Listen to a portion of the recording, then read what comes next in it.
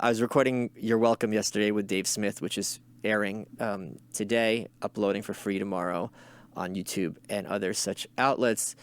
And Dave made the point, and he apologized. He's like, "I'm sorry, I'm getting all kind of boomercon because," and I do hate this issue when people are like, "Oh, there's so much focus on cop police brutality in black neighborhoods. Why doesn't anyone care about black on black crime?"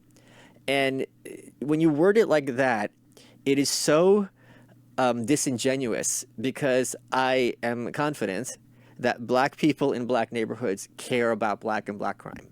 That they're not like, oh, rape rates are up. What are you going to do? Trump, am I right? They care. Like, they care a lot. You have to really remove some semblance of humanity to be like that they're all shrugging, or that the idea that like all black people think the same, even if they all vote Democrat, is so weird. Like, oh, well, these activists are making excuses for some of these criminals because they're saying, blah, blah, it's the system that drove them to this. That is not, in black communities, the universal perspective. And I also think it's like, well, they're voting Democrat, and they're voting for less attacks on crime, so what do you expect them to get? I don't wish violent crime on people who just vote the wrong way. And in many of these districts, there is no alternative candidate to vote for. What are they supposed to do? And yeah, it's not like, well, if you vote Republican, everything's going to be hunky dory. And this is one of those consequences. And the other point that people need to understand is the reason a lot of these stories don't get bigger isn't that black people don't care. It's that the corporate press, as everyone should know by now, has an agenda. And when you have stories like this, it doesn't fit their agenda, so they're going to sweep it under the rug. So yeah, these communities are devastated, but Don Lemon and all these other people don't really care because it doesn't further what they're trying to get over. And you're buying into the progressive lie that Jake Tapper speaks for the black community. He does not. So this is what Saturday, a 3-year-old boy was killed, was shot in his father's car while driving, this is according to police. His name is Mecky James. He was riding with his dad, who's 27. Someone fired several rounds at the vehicle. 3 years old. I was playing with my nephew over the weekend. He's 3 years old. I taught him how to do a thumbs up. He had to use both his hands. He also never seen a top before, which, I don't know, maybe he's got some Goy DNA because that's Dreidel's territory.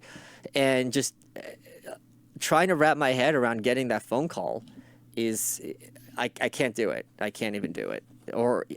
So one bullet hit him in the back while his father was grazed by another. The father drove him to the hospital where he was pronounced dead. Can you just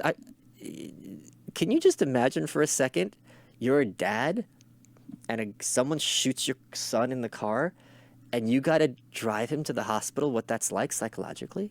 Just like begging for him to hold on, like seeing your child like bleeding out.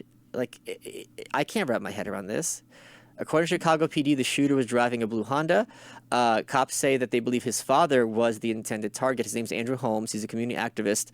A community activist named Andrew Holmes has offered a $2,000 reward leading to the arrest and connection of the shooter and anyone involved.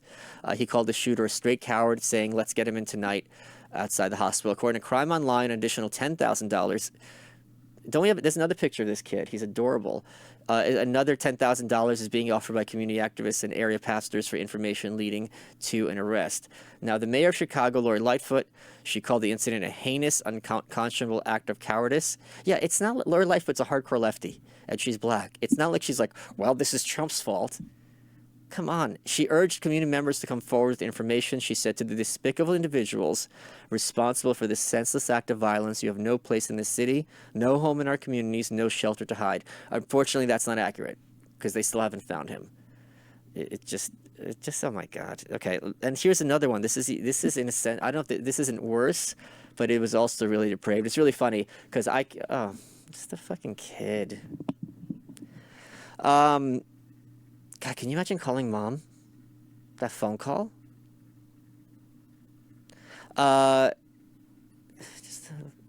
Okay, so he hasn't even gotten to kindergarten yet.